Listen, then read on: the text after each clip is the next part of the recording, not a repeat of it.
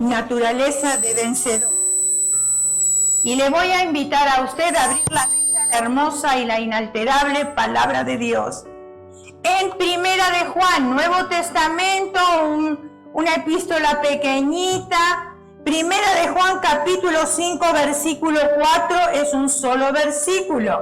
Y dice de esta manera: porque todo el que ha nacido de Dios, escuche bien, y si en este momento su mente se quiere distraer, vuélvala aquí donde está. Usted vino aquí para escuchar palabra de Dios y no para saber lo que va a hacer mañana, ni qué va a hacer más tarde. Deje que el Espíritu de Dios le hable para que su mente se convenza y una vez por todas que tenemos naturaleza de vencedores. Y para que al repetirlo el diablo quede derrotado y debajo de nuestros pies, que es donde debe de estar. Entonces escuche bien lo que dice la palabra de Dios, porque aquí no tenemos que ponerle ni adornarlo con vaselina ni echarle agua para que sea entendible, porque este versículo está bien claro. Porque todo lo que es nacido de Dios, ¿quién es nacido de Dios? Pero yo no vi manos levantadas, quiere decir que hay otros que no están convencidos. Muy bien, ahora sí. Porque todo lo que es nacido de Dios, ¿qué dice? Vence al mundo. Y esta es la victoria que ha vencido al mundo. Fe. Que el Señor bendiga esta porción de su palabra. Este versículo dice que el que ha nacido de Dios vence al mundo. Está clarísimo. Muy bien. Si usted es nacido de Dios, alégrese. Alégrese porque usted ya es un vencedor. Desde antes de nacer, el Señor declaró que usted y yo somos vencedores. Nuestra naturaleza es una naturaleza de vencedores, no de perdedores. Y aunque las situaciones sean difíciles, las circunstancias sean adversas a nuestro alrededor, el Señor dijo que somos más que vencedores en Cristo Jesús. Y lo tenemos a Él y somos vencedores. ¿Sabe? Dios trabaja con personas que no se dan por vencidas. Y Dios trabaja con personas que están ocupadas. Porque las que están sin hacer nada a Dios no les sirve. Discúlpeme, pero le tengo que decir la verdad porque es para mí también. ¿Por qué no les sirve? Porque son personas flojas. Personas que no quieren un reto, que no quieren moverse, que no quieren guerrear. Entonces el Señor dice, bueno, si quieres quedarte cómodo, pues quédate cómodo. Yo no te voy a levantar. Pero si tú quieres guerrear y ser parte de mi ejército, te vas a tener que levantar en el nombre de Jesús de Nazaret. Entonces el Señor trabaja con personas que no se dan por vencidas. ¿Por qué? Porque cuando Dios mira la tierra, sabemos todos que está ahí arriba, ¿verdad? ¿Sí? Pero cuando mira la tierra y ve a una persona que sigue insistiendo frente a algo, Él dice, lo quiero para mí. ¿Ustedes se acuerdan cuando dijo del apóstol Pablo, instrumento escogido me es este? No lo dijo de otros, pero de él lo dijo específicamente. Entonces el Señor quiere decirnos a cada uno de nosotros, instrumento escogido me es este, instrumento escogido me es esta, para la gloria y honra del Señor. ¿Por qué el Señor quiere personas que no se rindan? Bueno, porque Él tiene un propósito en nuestras vidas. Y la Biblia está llena de historias de hombres y mujeres que no se dieron por vencidos.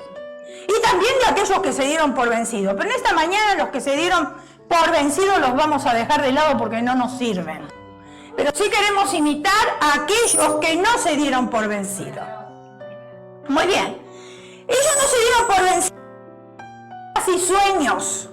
Por ejemplo, muy sencillito, y ustedes todos conocen este caso, la mujer que tocó el manto de Jesús. ¿Y esa mujer al tocar el manto de Jesús fue sana o no? Sí, fue sana. Ella misma insistió hasta llegar a Jesús. 12 años de hemorragia vaginal. Quizás los hombres no puedan entender esto porque ellos no atraviesan por estas cosas. Pero nosotras sí, las mujeres, sabemos muy bien a lo que nos referimos. Y cuando hay pérdida de tanta sangre, usted sabe que hay falta de hierro. Y el físico se debilita. Entonces, esta mujer, 12 años con hemorragia vaginal. No solo ella había minado sus finanzas, porque había gastado todo lo que tenía, dice la Escritura. Y los médicos no pudieron dar en la tecla. ¿Usted entiende esa expresión? De dar en la tecla. No pudieron dar con el resultado. Entonces ella dijo, 12 años fueron más que suficientes para que se me gastaran las finanzas, para que se me gastara la fuerza, para que se me gastara todo. Ya no más. Escuché de un Jesús que anda por ahí caminando y a ese Jesús es el que yo quiero ir a ver.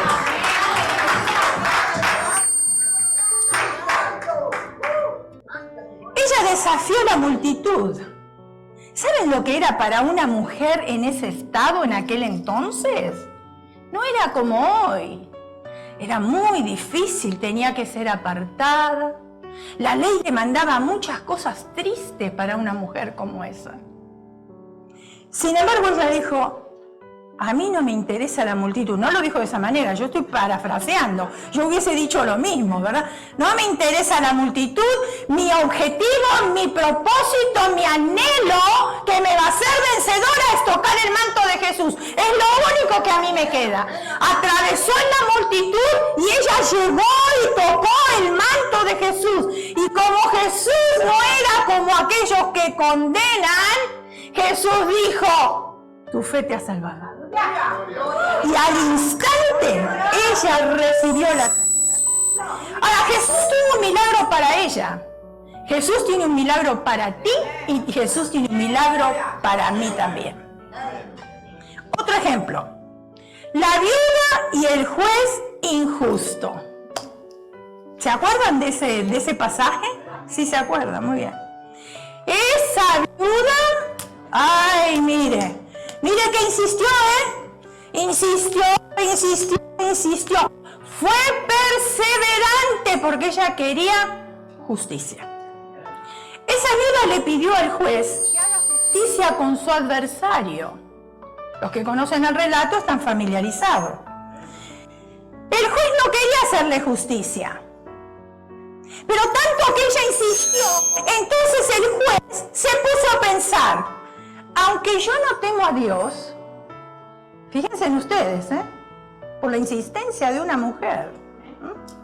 ¿Ven cómo no todas son Jezabel? ¿Se dan cuenta?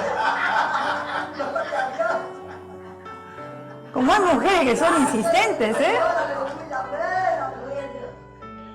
Aunque no temo a Dios, ni respeto a nadie, eso es lo que pensaba el juez.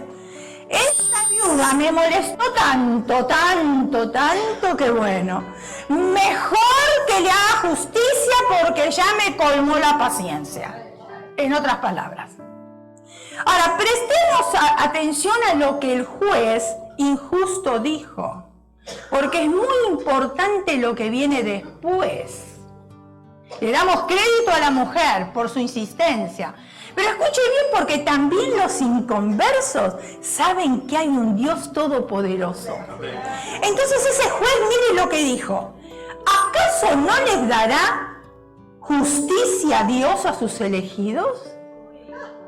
Hasta él lo reconocía. Que de día y de noche claman a él. Ahí está el quid de la cuestión.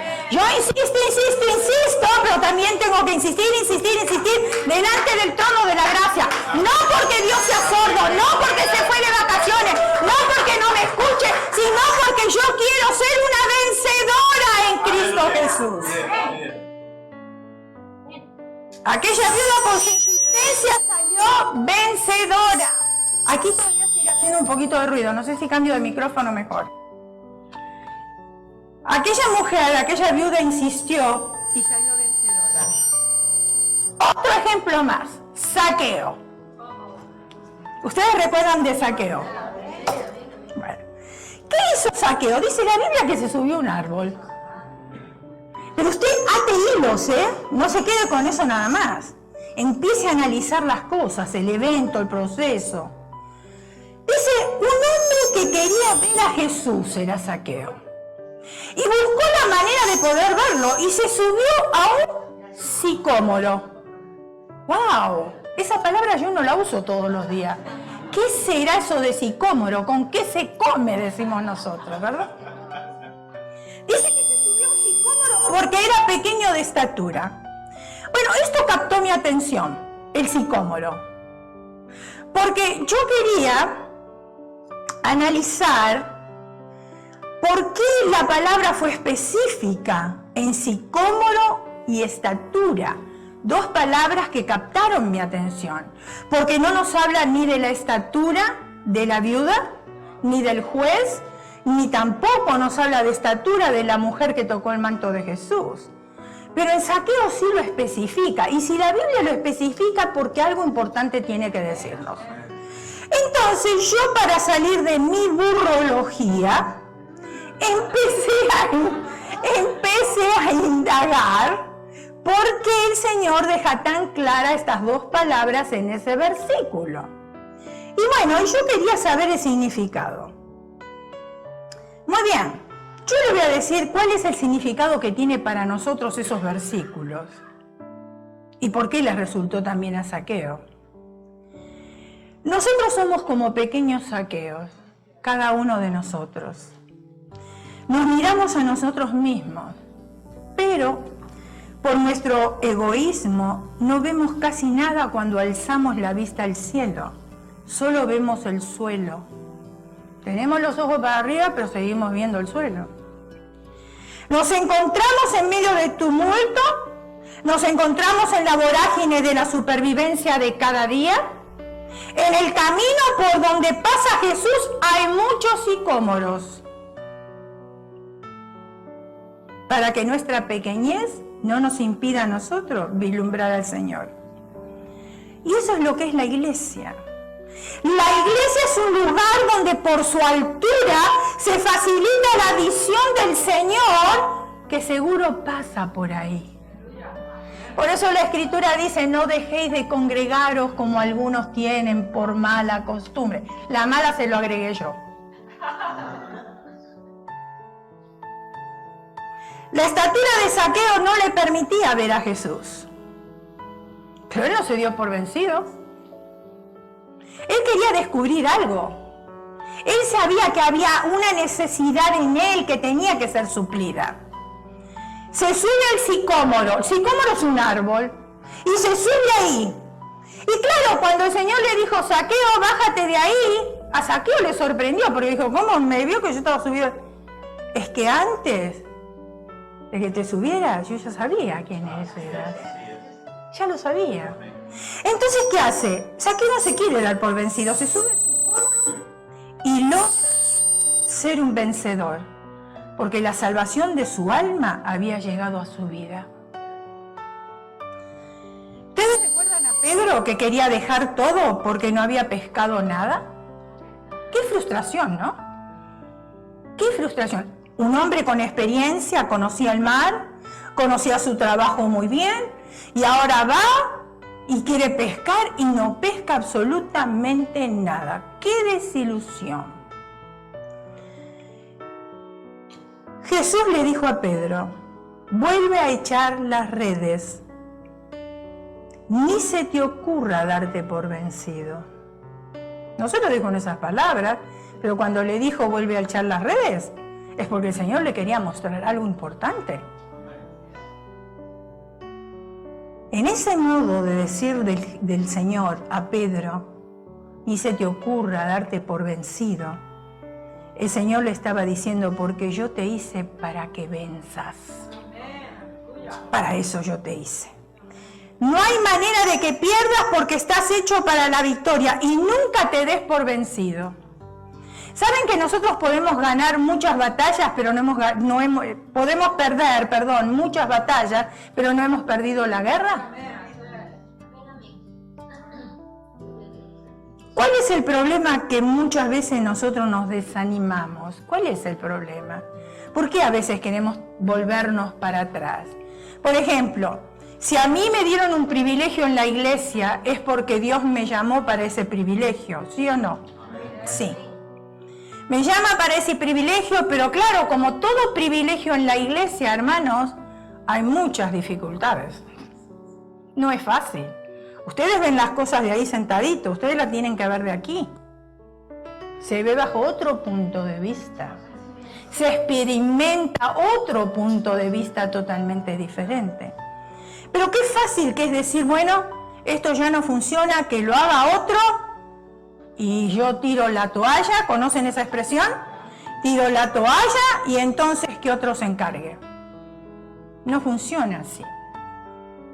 Ahora, ¿qué sucede? Vamos a ver, ¿cuál es el problema? ¿Por qué nosotros muchas veces nos desanimamos? Y nos desanimamos, ¿por qué? Por tener pensamientos negativos, por tener miedo y por falta con intimidad de Dios. Y vamos a tratar estos 3 puntos. Primero, los pensamientos negativos son como una enfermedad que se contagia. Por ejemplo, un ejemplo sencillo. 2 mujeres se encuentran en la calle. Es normal y es común, ¿verdad? Sí. Muy bien. Hace años que no se veían. Entonces, claro, a nosotras nos gusta conversar, nos gusta el wiri wiri, por supuesto. Entonces, lo primero que hacemos, ¿y cómo te fue? ¿Qué tal tu familia? ¿Te casaste? ¿No te casaste? ¿Tenés hijos? ¿Tenés nietos? Bueno, toda la historia que nosotras siempre, ¿estás bien? ¿Vas al gimnasio? ¿Te veo más delgada? Uy, tu cabello. Bueno, todas esas cosas que nosotras hablamos. Entonces, como no se veían por mucho tiempo, ellas, estas 2 mujeres, ahora no están hablando solo de lo positivo, sino de las tragedias que suceden en su vida. Las tragedias que ellas están viviendo. Cuando ellas salen de ahí, cada cual se va a su hogar o se va a su trabajo, donde quiera que ellas iban a ir, en esa conversación se sembraron pensamientos negativos. Y de ese encuentro salieron ellas, fíjense, desilusionadas, angustiadas y desanimadas. ¿Es así o no es así? Por ejemplo, miramos un programa de televisión y en ese programa están hablando de cierta enfermedad. Cuando comienzan a describir los síntomas de esa enfermedad, a nosotros nos parece que ya sentimos esos dolores. Eso es lo que yo tengo, eso exactamente. Menos mal que encendí el televisor y vi ese programa, porque el médico no me lo supo explicar, pero aquí qué bien que me lo explican. Eso es lo que yo tengo. Entonces, ¿qué sucede? Queremos salir corriendo al doctor para que nos haga un análisis y entramos en desánimo. Los pensamientos negativos traen desánimo y el desánimo confunde, y a la confusión hay que atacarla. Cada vez que en nuestra mente haya confusión, tenemos que atacar los pensamientos negativos de desánimo. Porque si no los atacamos, hermanos, escuche bien, porque esto no es un juego. Porque a veces parece que venimos, escuchamos, pero no lo ponemos en práctica. Y por eso no cambian nuestras vidas. Seguimos siempre la vida igual. Son 50 años, 60 años, 80 años, 90 años y seguimos viviendo de la misma manera. Porque por aquí nos entra y por allá nos sale. Entonces, cada vez que en nuestra mente haya una confusión, tenemos que atacar los pensamientos negativos de desánimo. Porque si no los atacamos, se instalan, se quedan ahí. Y de un pensamiento pequeñito comienza a formar un nido bien grande. Y se transforman en una manera de vivir y se transforman en una manera de pensar.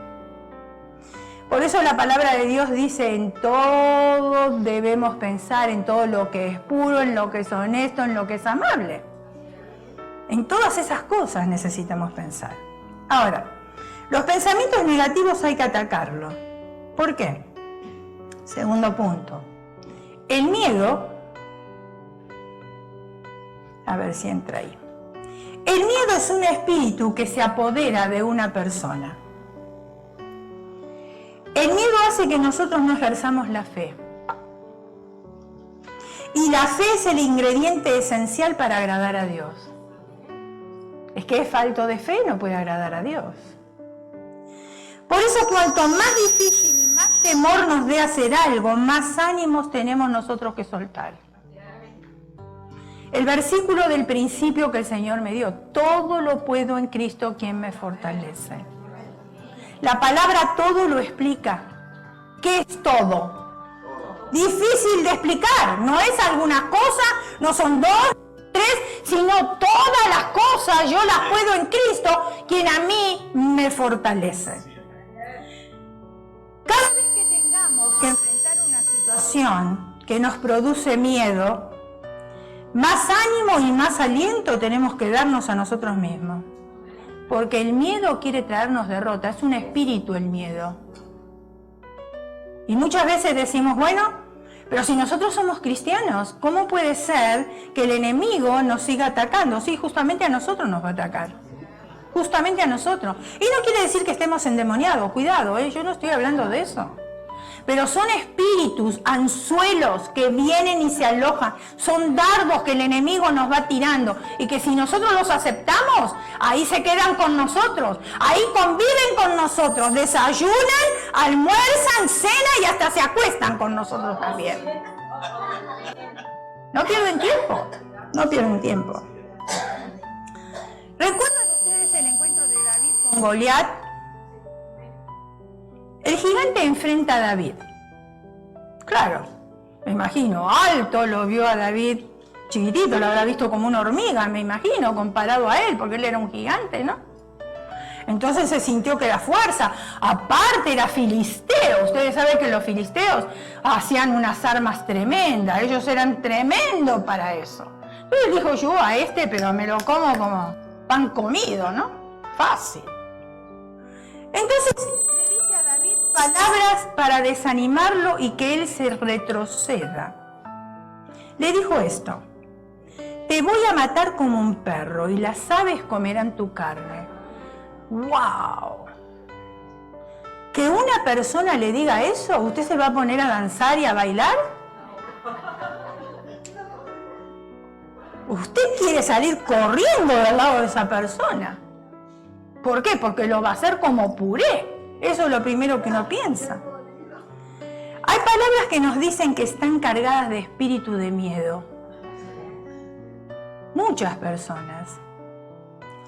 Pero en realidad esas palabras vienen envueltas con un espíritu de temor, cuyo objetivo es solamente perturbarnos.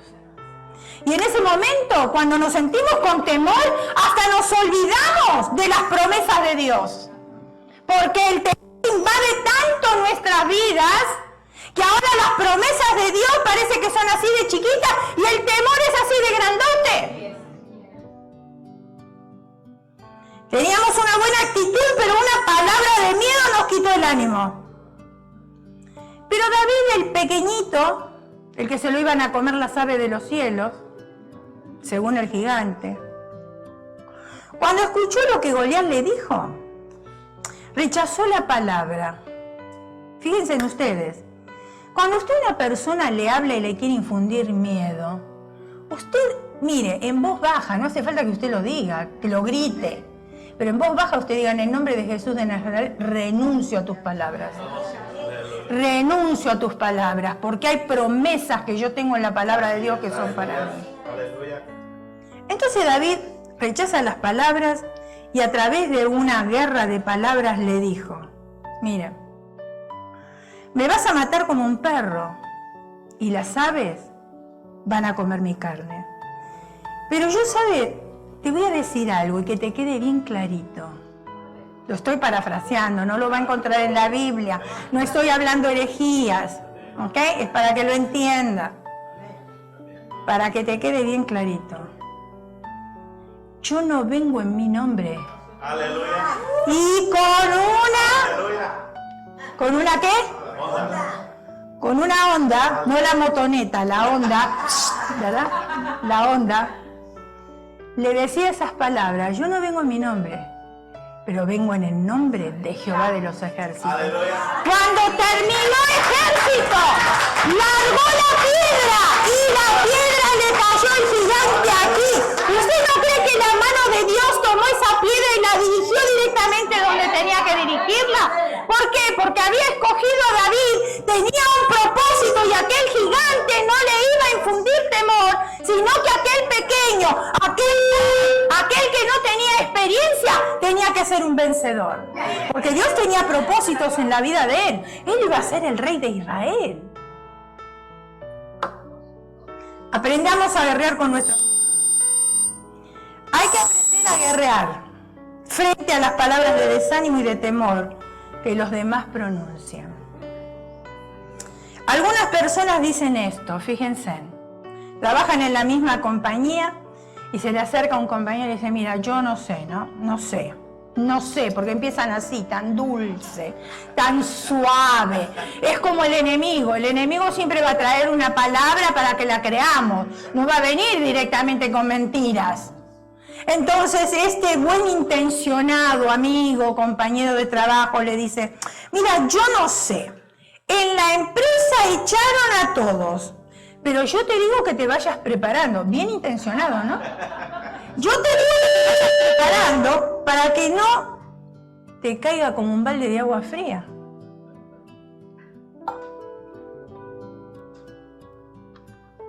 Y veas qué vas a hacer.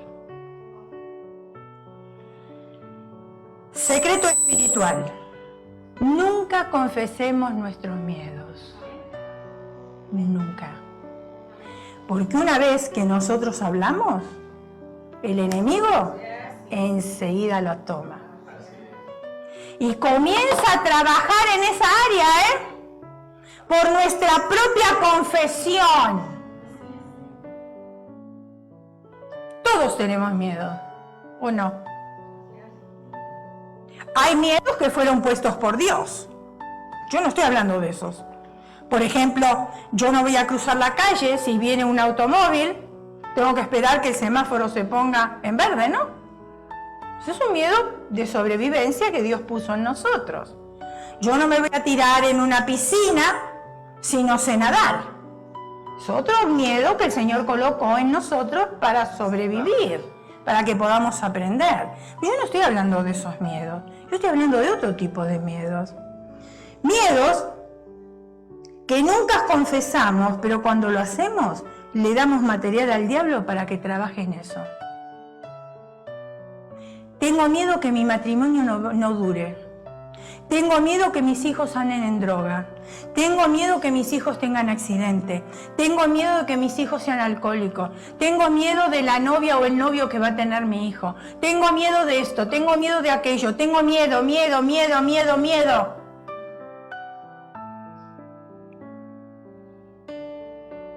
Tercer punto. ¿Con quién tenemos nosotros a diario intimidad? ¿Con nuestros pensamientos negativos o con Dios? Porque mire, y a mí me pasa, O sea, yo soy del núcleo de los humanos también, a mí me pasa. Cuando yo tengo algo en mi mente, eso se vuelve como una obsesión. Y está uno pensando constantemente en eso, las 24 horas del día. Distrae la mente, pero después vuelve a lo mismo. Distrae la mente y después vuelve a lo mismo. ¿Por qué? Porque es una preocupación que uno tiene. Y uno tiene que aprender a no centrarse en esa preocupación, centrarse en Dios, tener comunión con Dios. Porque mire, si usted no tiene comunión con Dios y se queda solamente con sus pensamientos, eso es terrible. Eso es entrar en depresión. Eso es entrar en frustración, en desánimo y hasta gana de suicidarse también. Porque los pensamientos cada vez se van haciendo mayores. Y el enemigo viene y le echa leña al fuego. ¿Conoce esa expresión? Y entonces comienza a arder cada vez peor ese pensamiento. Pero si yo tengo comunión con Dios y empiezo a leer su palabra, entonces esos pensamientos ya van cambiando. A mí me pasa. van cambiando y ya veo una perspectiva totalmente diferente. Ahora lo estoy mirando bajo los ojos de Dios y la dirección de Dios, y no de mi carne y no de mis miedos, sino de Dios. ¿Con quién tenemos intimidad? ¿Con el televisor? ¿Lo que dice el televisor? Tenemos que decidir con quién voy a empezar yo el día. ¿Con quién lo voy a empezar? ¿Con mis pensamientos? ¿Con el noticiero? ¿Con los que opinan otros? ¿O con Dios? Porque muchas veces, hermanos, nos dejamos llevar por lo que opinan los otros. Enseguida nos vamos corriendo a la casa de mamá, enseguida nos vamos de la comadre, enseguida nos vamos de la abuela, enseguida nos vamos de la tía, enseguida nos vamos de un familiar y nadie nos puede solucionar nada. Nadie. Solamente Dios puede darnos solución a todas las cosas, nada más. Hay realidades en la vida que todos vivimos. Pero Dios no quiere que vivamos nosotros en las realidades, sino que vivamos en la verdad. Circunstancias difíciles, ¿quién no tiene? Levante la mano el que no tiene circunstancias difíciles. Yo tampoco la puedo levantar, porque todos la tenemos, de diferentes maneras, pero no importa, no importa. Pero ¿qué es lo que nos consuela a nosotros? Cuando la palabra de Dios, cuando nosotros la leemos y conocemos la Escritura y el corazón de Dios, y nos dice que vamos a ser pasados como fuego, por el fuego. ¿Por qué? Porque Él quiere hacer de usted y de mí una joya preciosa, sin impurezas. Por eso vamos a ser pasados por el fuego. El oro le quitan toda la impureza para que se vea tan brilloso. Y Dios quiere que nosotros brillemos. Que nosotros seamos realmente vencedores. Y por eso el Señor nos permite atravesar por circunstancias difíciles en nuestras vidas. Porque está moldeando nuestro carácter, está moldeando mi carácter. Hay cosas en mi carácter que a Dios no le gustan. Y Él es el alfarero. Yo soy el barro y yo me tengo que sujetar. Y el Señor me rompe, me quiebra, pero me va a hacer de nuevo, dice su palabra. Entonces todas esas cosas vienen a cobrar ánimo en un momento difícil, en una circunstancia difícil en la cual yo me encuentro o yo estoy viviendo. Porque no hay otra. No hay otra, no nos queda de otra, hermano. No podemos confiar en abogados, no podemos confiar en amistades, no podemos confiar en familiares, no podemos confiar en nuestros pensamientos. Dígame usted, ¿en quién podemos confiar? No hay otro. El único que nos da esperanza. El único. Nadie más. Por ejemplo, ¿cómo sabemos nosotros que vamos a poder pagar los impuestos? Llega la época de los impuestos y siempre estamos con la justa. Y a veces ni con la justa. Ahora, no sabemos cómo vamos a hacer para darle de comer a nuestros hijos muchas veces. Esa es una realidad. Pero la verdad sabe que nos dice a nosotros otra cosa. Fíjense en ustedes. Filipenses 4:19.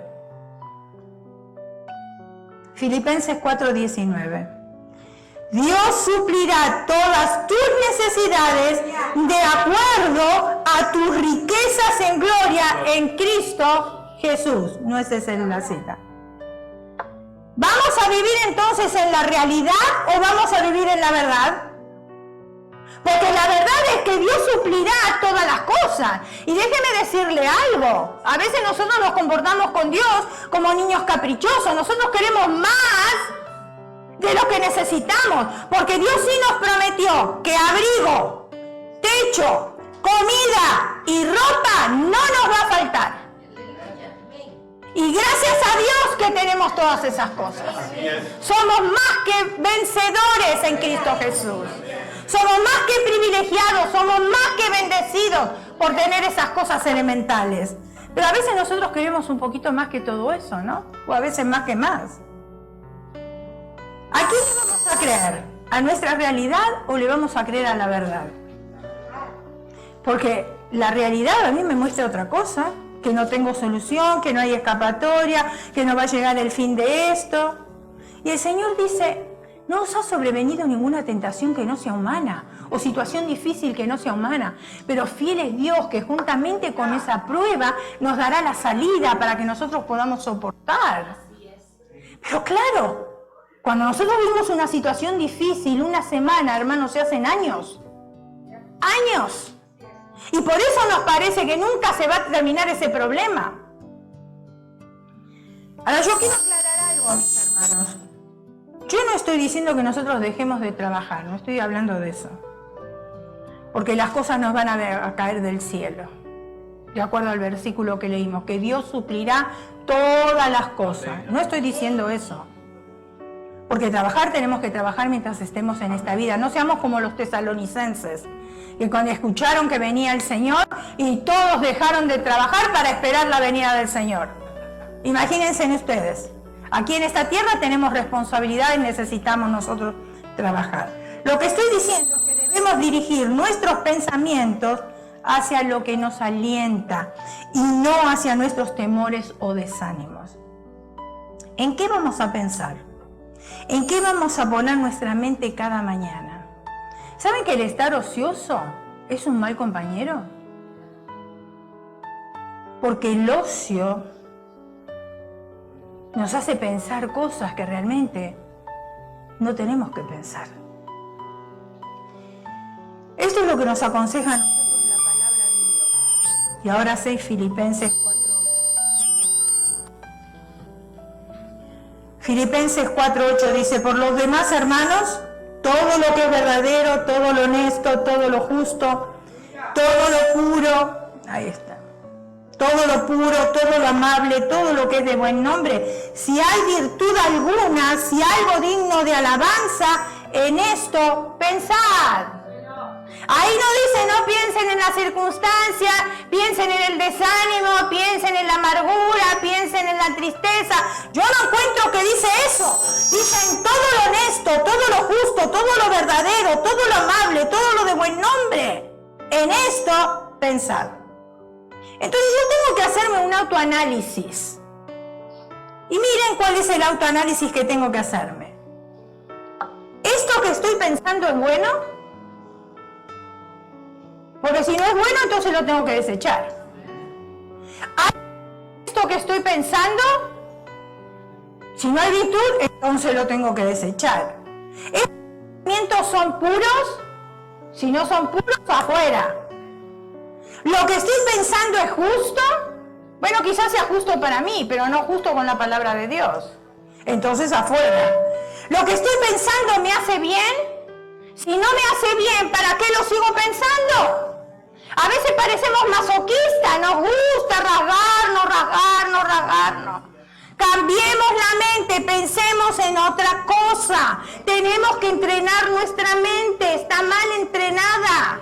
Tenemos que decirle a nuestra mente que tiene que aprender algo nuevo, porque viene mal encaminada. Ahora somos hijos de Dios y como dice el Señor, renovaos en el espíritu de vuestra mente. Lo que estoy pensando hoy me está alentando. Si no me está alentando y me está deprimiendo, ¿por qué lo sigo pensando? Me voy a tirar en la cama, es lo único que me va a quedar como solución. Nada más. Y después que me tiro en la cama y entro en depresión, ¿saben qué voy a conseguir? El suicidio.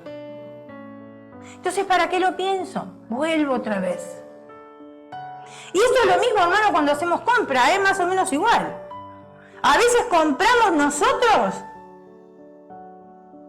porque nos gusta comprar, nada más. Pero si cuando veo esto, lo primero que me tengo que preguntar, ¿lo necesito? ¿Cuántas cosas tenemos en el garage que no necesitamos, pero que pensamos que las necesitábamos? Que la usamos quizás ni una vez. ¿Lo necesito? ¿Lo voy a usar? ¿Me conviene? ¿No me conviene? Y después que me hago una serie de preguntas, va a ver que salgo del lugar y no compré nada. Porque yo misma me hice un autoanálisis. Y así es con todas las cosas. Me tengo que hacer yo un autoanálisis. Porque miren, hermano, ustedes pueden orar por mí hoy y por mi necesidad. Pero yo mañana no los tengo a ustedes. ¿Y yo tengo que tomar decisiones de mi propia vida? Qué bueno que pudieran ustedes estar las 24 horas conmigo y orar por mí y hablarme bonito y que yo me sienta bien, pero no sucede así. Entonces yo tengo que tomar las riendas de mi vida y yo soy la que tengo que decidir qué voy a hacer con mi vida. Y yo les agradezco sus oraciones, por supuesto. Otra pregunta. ¿Estoy dándole de comer al enemigo con mis miedos, con desánimos, con cara triste y angustiada? Me lo tengo que preguntar. Porque si el enemigo tiene que estar debajo de nuestros pies, entonces cuando él nos dice, tú no puedes, tú no tienes fuerza, tú dices que eres hijo de Dios, miren cómo te van las cosas. Entonces el enemigo se achicopala, esa es una palabra que usan mucho ustedes. Y se tiene que ir. Tristemente encontramos más personas quejándose dentro de la iglesia que fuera. El espíritu de queja, yo creo que eso es una oración de guerra que tenemos que hacer, el espíritu de queja. Ay, es que usted no sabe cómo me va, que usted no sabe mi esposo, que usted no sabe mis hijos, es que usted no sabe... Espíritu de queja todo el tiempo. Es que yo no tengo, es que yo no sé, es que yo no puedo. Y la Escritura dice, todo lo puedo en Cristo que me fortalece. Y el que es falto de sabiduría, pídala a Dios porque la da abundantemente. Entonces, todas esas justificaciones vienen sobrando. Ese espíritu de queja no sirve, a Dios no le sirve. Porque cuando nos miramos en el espejo de Dios y nos enfrentamos en su palabra, Dios tiene la respuesta para todas nuestras necesidades, para todas nuestras quejas, para todos nuestros problemas, para todo lo que estamos atravesando en la vida.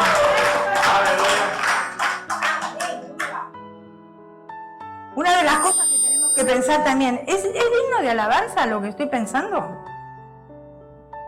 ¿Esto que estoy pensando me hace adorar a Dios? ¿Verdad que cuando uno tiene un problema y ya hizo un nido en su cabeza, no puede ni alabar ni tampoco pensar en Dios? Porque el problema viene a tomar control de uno y uno es el que tiene que tomar control del problema. Otra pregunta, ¿me hace levantar los brazos cada vez que me levanto a la mañana? El problema que estoy teniendo, ¿verdad que no? No, al contrario, nos hace bajar los brazos en derrota. Y el enemigo está, así te quería ver, eso. Muy bien, estás haciéndolo perfecto. Así es como yo quiero que estés. Miren lo que dice la palabra de Dios. El amor de Dios te ama, bendice, consuela, cuida, perdona, salva, sana y jamás te abandona.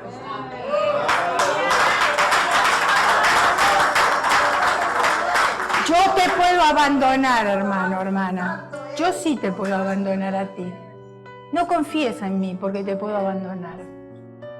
Tu familia te puede abandonar. Aún la Escritura dice, si padre y madre me dejaren. Sin embargo, el Señor siempre va a estar ahí. Siempre. Aleluya. Tu esposo no estará contigo, pero Dios sí está. Bendito. Y Dios ve lo que estás atravesando. Dios no es sordo, no es ciego. Él ama. Una de las cosas que yo aprendí a decirle a Dios, Señor, tú amas a mis hijos más que yo. Porque es la verdad. Y yo creo amarlos mucho a mis hijos. Pero la Escritura dice que Dios lo ama más que yo. Y lo tengo que creer. Cuando yo no estoy donde ellos están, Dios sí está con ellos. Yo no los puedo ver, pero Dios sí los puede ver. Yo no les puedo dar un abrazo cuando no están cerca mío, pero Dios sí les da un abrazo, les enjuga sus lágrimas. Ahí está constantemente. Dice que un día estaba el profeta Jeremías y Dios le dice que escriba lo que iba a decir en un rollo. Jeremías empieza a escribir. Ahora, ¿se imaginan lo que era escribir en un rollo en aquella época? Hoy tenemos computadoras, todo es fácil. Hasta la máquina de escribir era un problema, porque uno se equivocaba, tenía que borrar con la tinta, volver para atrás y volver a escribir. Y veíamos que era un gran adelanto. Pero hoy la computadora, ¡ay! Usted copy-paste y saca y pone, fácil. En aquel entonces no era tan sencilla la cosa. No era fácil en aquella época. Dios le dijo que vaya al rey Joacim. Le lee toda la palabra de juicio que él le iba a dar. Y dice que el profeta fue y apenas empezó a leer la palabra que estaba escrita en el rollo, el rey con un cortapluma lo cortó y lo tiró al fuego. Después de tanto trabajo, pobre Jeremías, poner la pluma ahí en la tinta y escribir, y ahora vienen y después de tantas horas, se lo cortan. Todo el trabajo que había hecho Jeremías no sirvió de nada, entonces se va como quejándose delante de Dios. Yo también me hubiese quejado, no lo culpo a Jeremías. Señor, escribí tanto, me dio tanto trabajo, hice lo que tú dijiste y miras ahora el resultado. Y Dios le dijo que buscara otro rollo y lo volviera a escribir. Ay, ay, ay. No, si con Dios no la ganamos, no hay caso. No hay caso, le damos vuelta y vuelta y vuelta, pero Él siempre gana. Dice que cuando escribió el rollo no solo lo escribió lo que Dios le había dicho anteriormente, sino que Dios le agregó nuevas cosas.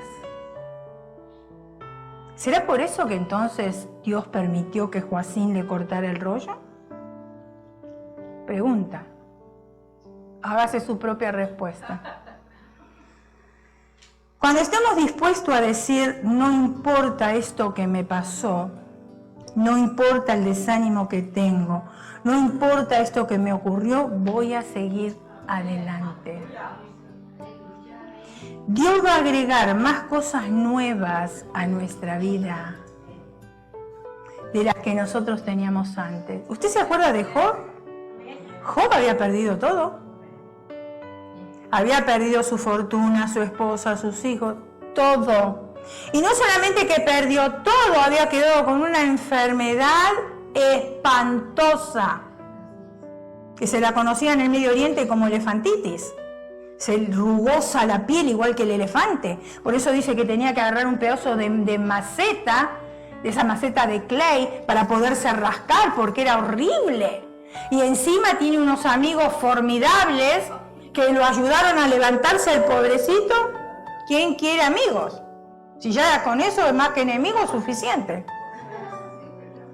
Sin embargo, dice la Escritura en el final del capítulo 42 de Job, que Dios le restituyó el doble de lo que tenía. Así es. No una cosa, el doble. Lo que no especifica la Escritura si le dio 2 esposas, porque todo era el doble. Esa es una pregunta mía, porque como es el doble, le dio más hijos, le dio más ganado. ¿Le habrá dado 2 esposas? Bueno, no sé. Pobre Job. No nos demos vencido y no nos demos por vencidos. Dice la Escritura que un día Moisés subió al monte, ¿ustedes se acuerdan? Israel estaba en la guerra, había una batalla, pero cada vez que Moisés bajaba las manos, ¿qué sucedía? Perdían la batalla. Entonces, ¿qué tuvieron que hacer? Tuvieron que poner una piedra para sentarlo a Moisés, claro, porque era pesadito, me imagino, ¿no? Pero ahí había 2, Aarón y Hur. ¿Y qué hacían ellos? Ellos le sostenían los brazos, ¿para qué? Para que Israel ganara. Ahora, la vida cristiana nos está diciendo que tenemos que tener siempre los brazos para arriba. ¿Por qué cree usted que está eso como ejemplo en la Escritura? Por los brazos, no porque tiene que estar sentado en la piedra, sino los brazos hacia arriba es señal de victoria. Cuando el ministro de alabanza nos dice levante sus manos y ahí el pueblo de Dios está con las manos así, está en señal de derrota, no está en señal de victoria, y el enemigo quiere que estemos en derrota constantemente. Yo no puedo levantar mis manos por el problema que tengo, pero voy a obedecerle, voy a creer a Dios y voy a levantar mis manos hacia arriba y voy a declarar la victoria en el nombre de Jesús de Nazaret. Y cuando yo levanto mis manos, algo espiritual sucede. El enemigo tiene que huir porque dice, wow, este se levantó, ahora tengo que tener cuidado porque me va a hacer la guerra. No hay miedo que nos pueda detener, hermanos. No hay circunstancia difícil que nos pueda detener. No hay desánimo que nos pueda detener, porque estamos hechos para la victoria. Y eso es lo que yo tengo que grabarme en mi mente y le tengo que decir a mi mente. Estoy hecho para la victoria, hecho para la victoria. Recuerden que nuestro cerebro tiene una oficina central. Aleluya. Tiene la oficina central donde mandamos informaciones. Y si yo le digo esta mañana al cerebro, no tengo ganas de levantarme, no tengo ganas de ir a la iglesia, ay, la cama está tan linda. No, hoy me duele la cabeza, no voy a ir. Entonces la oficina central del cerebro le manda información al resto del cuerpo. No es chiste, hermano, es una verdad. Le manda información al resto del cuerpo y le dice, hoy no nos vamos a levantar porque estamos todos cansados. Las piernas están cansadas, los brazos están cansados, los pies están cansados, las manos no las puedo mover, así que todos nos quedamos aquí. Pero si yo le mando información a mi cerebro, a la oficina, y le digo, ¿sabes qué? Sí, me duele la espalda. Hoy yo me levanté con un dolor aquí atrás. ¿Tenía ese dolor? Sí, pero nunca pensé en quedarme. Y ustedes pensarán, pero usted es la pastora, tiene que estar. No, no. Yo igual que ustedes. Si un día no puedo venir, no vengo. Si estoy enferma, no vengo. Es lo mismo. Pero tengo que tener el deseo de venir. Entonces yo dije, hoy es domingo, ayer no me dolía aquí atrás, hoy me duele. Entonces, ¿qué es lo que tengo que hacer? Decirle a mi cerebro que ya no me va a doler más, que eso es porque dormí mal, nada más, y que cuando empiece a caminar y se me caliente el cuerpo, yo ya voy a poder funcionar y me voy a levantar en el nombre de Jesús de Nazaret y me voy a vestir como siempre lo hago. Y el dolor desapareció. Pero si yo le doy rienda suelta a mi cerebro de que me duele atrás y que me tengo que quedar, ustedes hoy a mí aquí no me veían. Apocalipsis 21:7. Al que venciere, heredará todas las cosas. Escuche. El que es nacido de Dios vence al mundo. Empezamos con ese versículo. Mire lo que dice este otro. Al que venciere heredará todas las cosas. ¿Quiere vencer o no quiere vencer? ¿Quiere heredar las cosas o no las quiere heredar? Porque si usted no las quiere heredar, pásemelas a mí, no importa, yo las agarro. No hay ningún problema. Al que venciere heredará todas las cosas y yo seré su Dios y él será mi hijo. Dice el que venciere, no aquel que baja los brazos. Escuche bien, porque es palabra de Dios, entienda. Aquel que sigue peleando, aquel que va a ganar, sí o sí. Aquel que sigue caminando por fe, a pesar de las realidades de nuestras vidas, porque hemos creído a la verdad. Empezamos con un versículo, al que venciere. ¿Qué pasaba? No, con ese finalizamos. El que comenzamos.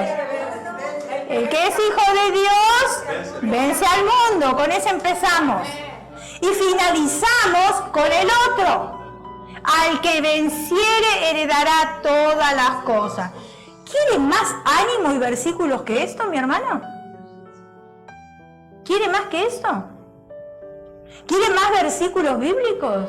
El que habita el abrigo del Altísimo morará bajo las sombras del Omnipotente. Jehová mi pastor, nada me faltará, y aunque ande en valle de sombra de muerte, no temeré mal alguno, porque tu vara y tu callado me infundirán aliento. Aderezas mesa delante de ti en presencia de mis angustiadores. Unges mi cabeza con aceite, mi copa está rebosando. ¿Cuántos versículos de ánimo no encontramos en la palabra? Si queremos ser herederos, tenemos que ser vencedores. y tenemos naturaleza de vencedor. Así que no digamos que no puedo, no digamos que no tengo, porque esa es una mentira del enemigo, es un egoísmo, porque todo lo quiero para mí, no para la obra de Dios, porque sí hay para la obra de Dios. Y yo doy gracias a Dios por los hermanos que son desprendidos para la obra. Gracias a Dios por ello y que el Señor les multiplique y les llene sus graneros en gran manera. Pero esos hermanos van a ser súper bendecidos. Pero aquellos que son tacaños para la obra van a seguir siendo tacaños toda su vida. Es para usted y es para mí también, ¿eh? Cierre sus ojos, incline su rostro y vamos a orar.